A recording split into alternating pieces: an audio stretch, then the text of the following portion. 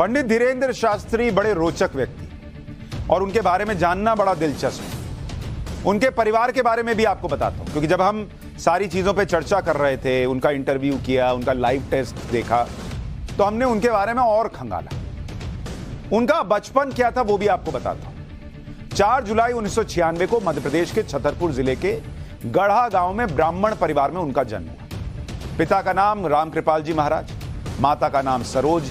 3 भाई बहन में धीरेन्द्र शास्त्री सबसे बड़े। ऐसा दावा है कि उनका बचपन गरीबी और तंगहाली में बीता। उनका परिवार कर्मकांडी ब्राह्मण का परिवार था, तो पूजा पाठ में जो दक्षिणा मिल जाती उसी से 5 लोगों का परिवार चलता। इसी वजह से धीरेन्द्र शास्त्री को अपनी शिक्षा भी अधूरी छोड़नी पड़ी, क्योंकि उतना पैसा नहीं था। धीरेन्द्र शास्त्री पर बात हुई तो हमने उनके बारे में और जानकारी जुटाई। जब हमने उन पर रिसर्च की तो हमें उनकी कुछ ऐसी तस्वीरें मिली जो आज तक लोगों ने नहीं देखी। हमें तब की तस्वीरें मिली जब वो काफी छोटे थे। इसमें देखिए, जो पीले कुर्ते में आपको दिख रहे हैं वो धीरेन्द्र शास्त्री। एक वीडियो में एक्टर राजपाल यादव के साथ उनकी तस्वीर हमें मिली। फिर कुछ बचपन के दोस्तों के साथ उनकी तस्वीर दिख गई। पहाड़ी पर ध्यान लगाने की तस्वीरें आई।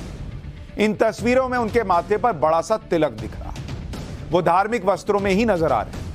किसी तस्वीर में उनके हाथ में रुद्राक्ष की माला भी दिख रही है। तो ये धीरेन्द्र शास्त्री की पुरानी तस्वीरें आपको दिखा रहा हूं, जब उनके बारे में दुनिया नहीं जानती। धीरेन्द्र शास्त्री के बचपन का एक और वीडियो मिला, जिसमें वो एक गुफा के नीचे उतरते हुए दिख रही है। तस्वीर देख रहे हैं, उस गुफा से वो नीचे उतर रहे हैं, मतलब वहां ध्यान करने गए, वहां से नीचे उतरते हैं। शरीर पर उन्होंने गमछा बांधा हुआ है। उनके गले में धार्मिक मालाएं भी दिख रही हैं। बड़ा दुर्गम रास्ता दिख रहा है। गुफा से निकलते हैं, स्लिपरी रास्ता है, उस पर होते हुए नीचे आते हैं। फिर एक जो है वो लोटा उठाते हैं और उससे पानी लेते हैं। ये धीरेन्द्र शास्त्री को आप देख रहे हैं। मुझसे इंटरव्यू में उन्होंने बताया था कि उन्होंने अकेले में जाकर साधना भी की थी। शायद वो साधना इसी गुफा में की हो, कहीं की हो, जहां से उनकी तस्वीरें निकली। धीरेन्द्र शास्त्री के बचपन की कुछ और तस्वीरें हैं, जिसमें वो कथा करते हुए भी दिख रहे हैं। ये देखिए, बहुत बचपन से, छोटे वक्त से वो कथा कर रहे हैं। ये तस्वीरें आप देखेंगे तो आपको पता चलता है कि उनकी भी एक जर्नी रही है, उनका भी एक सफर रहा है। आज आप धीरेन्द्र शास्त्री के बारे में सुन रहे हैं, उनके बारे में जान रहे हैं। आपको लग रहा है रातों रात कोई खड़ा हुआ और उसका चमत्कार जो है उसकी चर्चा हो रही है, या उनका जो अंधविश्वास है उसको कोई चमत्कार बता रहा है। दोनों पक्ष हैं, लेकिन उनका अपना एक सफर है बचपन से, जो वो कह रहे हैं कि भाई मेरा पारिवारिक एक तरीके से रिश्ता रहा है जो मैं कर रहा हूं उससे, वो होता हुआ दिखता है तस्वीरों में सालों साल में। और हमने रिसर्च किया तो ये मिल गया। वो उपाय करने लगे। फिर हमको 12-13 साल में आभास होने लगा। वो तो गुरु पकड़ते हैं अपने शिष्य को।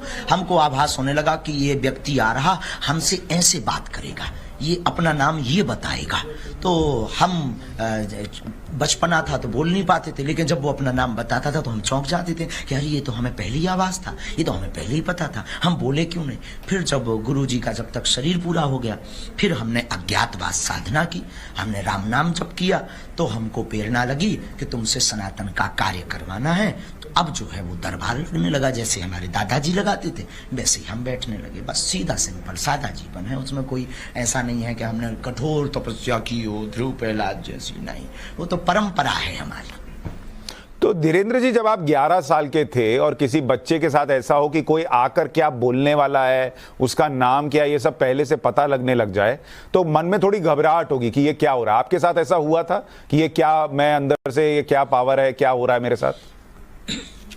हाँ, हमने बताया ना पहले कि ये उसका नाम हमें जैसे आभास हो जाता था, तो हम सोचने लगते थे कि हमने पहले क्यों नहीं बताया इसका नाम, तो हमें आभास, इसका ये ऐसा बोलेगा, ऐसा हमें कैसे पता लग गया। हम गुरुजी को भी पूछते थे तो गुरुजी हंसते थे। बचपना था हमारा, अभी भी हमारा बचपना गया नहीं।